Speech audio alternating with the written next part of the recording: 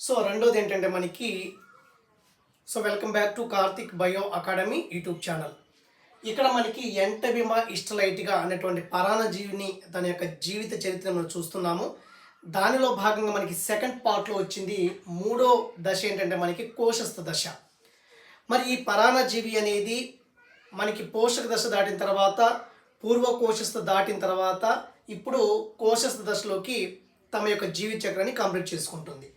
మరి ఈ కోశస్థ దశలో ఏం జరుగుతుందో ముందు ఇక్కడ ఎక్స్ప్లెయిన్ చేస్తాను. తర్వాత మీకు డయాగ్రామేటిక్గా చూపిస్తే క్లారిటీగా అర్థమవుతుంది.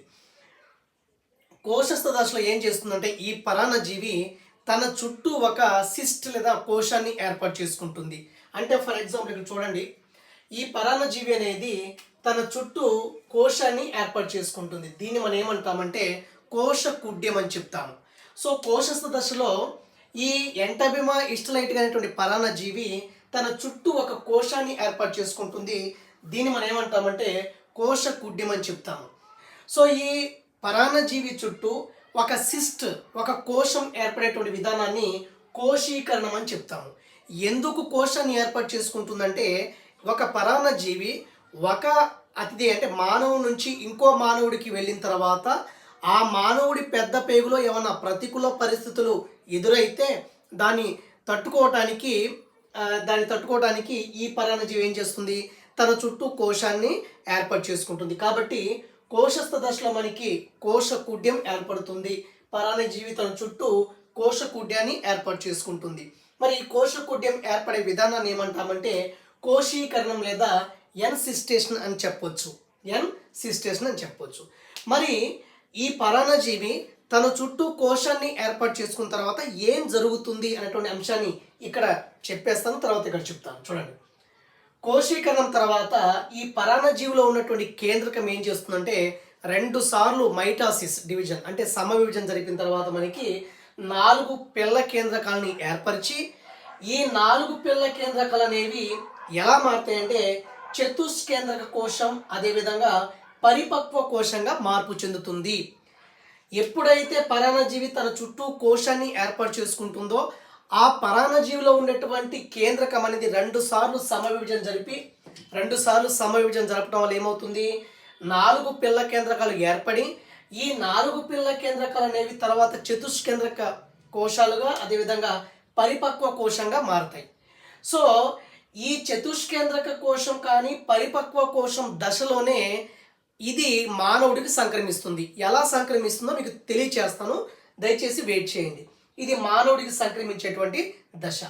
సో ఫర్ ఎగ్జాంపుల్ ఈ స్టేజ్లో అంటే చతుష్కేంద్రక కోశం లేదా పరిపక్వ కోశం స్టేజ్లో ఇది మానవుడికి చేరిందనుకోండి, నాకే చేరిందనుకోండి. ఫర్ ఎగ్జాంపుల్ ఈ స్టేజ్లో పరాన్నజీవి నా బాడీలో వస్తే పరాన్నజీవి ముందు ఎక్కడికి వెళ్తుందంటే స్టమక్ని దాటుకుంటూ చిన్న ప్రేగులోకి వెళ్తుంది పరాన్నజీవి. సో చిన్న ప్రేగులో ఆల్రెడీ ట్రిప్సిన్ అనేటువంటి ఎంజైమ్ ఉంటుంది కాబట్టి ఈ ఎంజైమ్ ఏం చేస్తుందంటే చిన్న ప్రేగులో వచ్చినటువంటి పరాన్నజీవి యొక్క కోశ కుడ్యాన్ని పగలగొడుతుంది అనమాట. ఓకే, ఈ కోశ కుడ్యాన్ని డిజాల్వ్ చేస్తుంది. ఓకే, కోశ కుడ్యాన్ని ఏం చేస్తుంది, డిజాల్వ్ చేస్తుంది. ఎప్పుడైతే కోశ కుడ్యం లేదో దాంట్లో ఉన్నటువంటి చతుష్కేంద్రక అమీబాలు అనేవి విడుదలవుతాయి. సో అప్పుడు ఏమవుతుంది, కోశీకరణం కాస్త ఏమవుతుంది, వికోశీకరణం అవుతుంది. అంటే కుడ్యం లేకపోవటాన్ని మనం ఏమంటాము, వికోశీకరణం అంటాము. కాబట్టి వికోశీకరణం చెందినటువంటి ఈ చతుష్కేంద్రక అమీబాలను ఏమంటామంటే మనకి మెటాసిస్ట్లు అని చెప్తాము. మెటాసిస్ట్లు అని చెప్తాము. హోప్ అర్థమైంది అనుకుంటే మరొకసారి చెప్తాను చూడండి. ఇక్కడ ముందే చెప్పేస్తాను చూడండి, ఇది ముందు చెప్తే అర్థమయ్యేది. సరే ఇది చూద్దాం. సో ఇప్పుడు మనకి పరాన్నజీవి తన చుట్టూ కోశాన్ని ఏర్పాటు చేసుకుంది, దాన్ని మనం కోశీకరణం అని చెప్పాము. మరి కోశీకరణం తర్వాత పరాన్నజీవిలో కేంద్రకం 2 సార్లు విభజించింది 4 పిల్ల కేంద్రకాలను ఏర్పాటు చేస్తుంది. ఈ 4 పిల్ల కేంద్రకాలు అనేవి తరువాత ఎలా మారుతాయి, చతుష్కేంద్రక కోశంలాగా అదేవిధంగా పరిపక్వ కోశంలాగా మారుతాయి. ఈ దశలోనే ఈ చతుష్కేంద్రక కోశం కానీ లేదా పరిపక్వ కోశం దశలోనే ఇది మానవుడికి సంక్రమించే దశ. ఎలా అంటే ఈ చతుష్కేంద్ర కోశాలు పరిపక్వ కోశాలు అనేవి ఏ మానవుడు అయితే పరాన్నజీవి ఉంటుందో ఆ మానవుడి మలం ద్వారా బయటికి వెళ్తాయి. ఏంటివి, చతుష్కేంద్రక కోశం స్టేజ్లోనే ఇదంతా కూడా మలం ద్వారా బయటికి వెళ్ళిపోతుంది. ఆ మలం అనేది వాటర్ ద్వారా కానీ ఆహారం ద్వారా కానీ వేరే వ్యక్తికి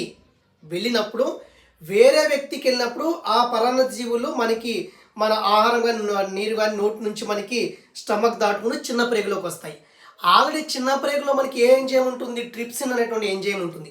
ఈ ఎంజైమ్ ఏం చేస్తుందంటే ఆ పరాన్నజీవి చుట్టూ ఉన్నటువంటి కోశకుడ్యాన్ని పగలగొట్టేస్తుంది. అప్పుడు పరాన్నజీవి ఏమవుతుంది, కోశీకరణం చెందినటువంటి పరాన్నజీవి కోశం పగిలిపోవటం వల్ల ఎలా మారుతుంది, వికోశీకరణంగా మారుతుంది.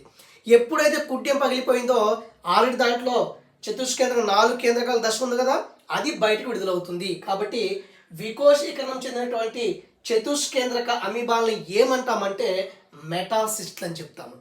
ఎన్నిక మెటాసిస్ట్లు అని చెప్తాము. ఇప్పుడు మెటాసిస్ట్లు అంటే నథింగ్ బట్ 4 కేంద్రకాలు కలిగినటువంటి పరాన్నజీవే కదా. అప్పుడు ఈ 4 కేంద్రకాలు మళ్ళొకసారి సమవిభజన చెంది 8 కేంద్రకాలను ఏర్పాటు చేస్తుంది. ఇదంతా కూడా మనకి పెద్ద ప్రేగులో జరిగేది అనమాట. అంటే చిన్న ప్రేగులో జరిగే యాక్టివిటీ తర్వాత పెద్ద ప్రేగు వెళ్ళిపోతుంది. 4 కేంద్రకాలు ఎలా మారుతుంది, 8 న్యూక్లియస్గా మారుతుంది. ఈ 8 కేంద్రకాలు కొంత జీవ పదార్థంతో 8 పిల్ల ఎంటబిమాగా, అంటే 8 పిల్ల ఎంటబిమా హిస్టలైటిక్లుగా డెవలప్మెంట్ చెందుతాయి. దీన్ని మనం 8 పిల్ల ఎంటబిమాలు అనొచ్చు, లేదా మెటాసిస్ట్ ట్రోపోజైట్ కూడా అనొచ్చు. అంటే ఈ మెటాసిస్ట్లో ఉన్నటువంటి 4 కేంద్రకాలు సమవిభజన చెంది 8 కేంద్రకాలు ఏర్పడుతుంది. ఈ 8 కేంద్రకాలు కొంత జీవ పదార్థం తీసుకొని ఎలా మారుతాయి, 8 పిల్ల ఎంటబిమాలుగా మారుతాయి. 8 పిల్ల ఎంటబిమాలుగా మారుతాయి. దీన్ని మనం మెటాసిస్ట్ ట్రోపోజైట్ అని చెప్పవచ్చు అనమాట.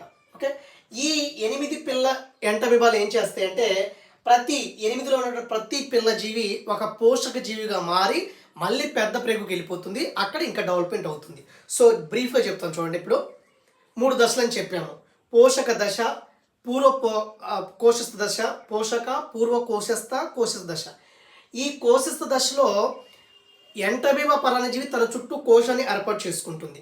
ఓకే, కోశాన్ని ఏర్పాటు చేసుకొని దాంట్లో ఉన్నటువంటి కేంద్రకము 2 సార్లు విభజించింది 4 కేంద్రకాలు ఏర్పడుతుంది. అంటే దాన్ని ఏమంటాము, చతుష్కేంద్రక కోశం అని చెప్తాము, లేదా పరిపక్వ కోశం అని చెప్తాము. ఈ పరిపక్వ కోశము అయిపోయిన తర్వాత ఇది మానవుడి పెద్ద పేగు నుంచి మలం ద్వారా బయటికి వెళ్ళిపోతుంది. ఆ మలం ద్వారా వేరే వ్యక్తికి వెళ్ళిపోయింది అనుకోండి, వేరే వ్యక్తి ఆహారం ద్వారా నీటి ద్వారా కానీ ఈ చతుష్కేంద్ర కోశాలు, అంటే ఫర్ ఎగ్జాంపుల్ ఇక్కడ ఏంటంటే చతుష్కేంద్ర కోశం స్టేజ్లోనే మానవుడు సంక్రమిస్తుంది అన్నాను కదా. ఈ పరాన్నజీవి పెద్ద ప్రేగులో 4 పిల్ల కేంద్రాలు ఏర్పాటు చేసుకొని ఈ స్టేజ్లో ఉంటుంది. ఈ స్టేజ్లో పెద్ద పేగు నుంచి మలం ద్వారా పరాన్నజీవులు బయటికి వెళ్ళిపోతాయి. ఈ పరాన్నజీవులు బయటికి వెళ్ళిపోయిన తర్వాత ఏమవుతుంది, ఆ మలం ద్వారా ఆ మలానికి వాటర్ కానీ ఫుడ్ కానీ అలా తగలటం వల్ల ఏమవుతుందంటే అక్కడ నుంచి వేరే వ్యక్తికి వెళ్ళింది అనుకోండి, వేరే వ్యక్తి అక్కడ మలం నుంచి ఒక వాటర్ ఇలా ట్రాన్స్ఫర్ అయింది అనుకోండి, ఆ వాటర్ తాగాడు అనుకోండి, ఖచ్చితంగా మానవుడి చిన్న ప్రేగులోకి, స్టమక్ నుంచి చిన్న ప్రేగులోకి వెళ్ళిపోతాయి. ఏంటి, చతుష్కేంద్ర కోశంలో ఉన్నటువంటి ఇది వెళ్ళిపోతుంది. వెళ్ళిపోయిన తర్వాత చిన్నపిల్లలు ట్రిప్సిన్ ఎంజైమ్ ఉంటుంది కదా చిన్న ప్రేగులో ఉన్నటువంటి ట్రిప్సిన్ ఎంజైమ్ ఏం చేస్తుందంటే ఆ కోశాన్ని పగలగొట్టేస్తుంది. కోశాన్ని పగలగొట్టినప్పుడు చతుష్కేంద్రక అమీబాలు అనేవి చిన్న ప్రేగులో రెడీ అవుతాయి, చిన్న ప్రేగులు విడుదలవుతాయి. ఎన్ని కేంద్రకాలు ఉన్నాయి, 4 కేంద్రకాలు ఉన్నాయి. ఇక్కడ చిన్న ప్రేగు నుంచి ఆ చిన్న ప్రేగులో ఉన్నటువంటి 4 కేంద్రకాల దశలో ఉన్నటువంటి ఈ పరాన్నజీవి సమవిభజన చెంది 8 పిల్ల ఎంటబిమాల్ని ఏర్పాటు చేస్తుంది. దాన్ని మనం ఏమంటాము, అంటే వికోశీకరణం చెందినటువంటి చతుష్కేంద్రక అమీబాల్ని మెటాసిస్ట్లు అని చెప్తాము. ఇప్పుడు చిన్న ప్రేగులో చతుష్కేంద్రక అమీబాలు ఉంటాయి, దీన్ని మెటాసిస్ట్లు అని చెప్తాము. ఎన్ని కేంద్రాలు ఉన్నాయి, 4 కేంద్రకాలు. సో ఈ చిన్న ప్రేగులో 4 కేంద్రకాలు కలిగినటువంటి మెటాసిస్ట్లు కానీ లేకపోతే చతుష్కేంద్రక అమీబాలు ఏం చేస్తాయంటే ఆ కేంద్రకం అనేది మళ్ళీ ఒకసారి సమవిభజన చెంది 8 పిల్ల ఎంటబిమాల్ని విడుదల చేస్తుంది. దాన్ని మనం ఏమంటాము, మెటాసిస్ట్ ట్రోపోజైట్ అని చెప్తాము.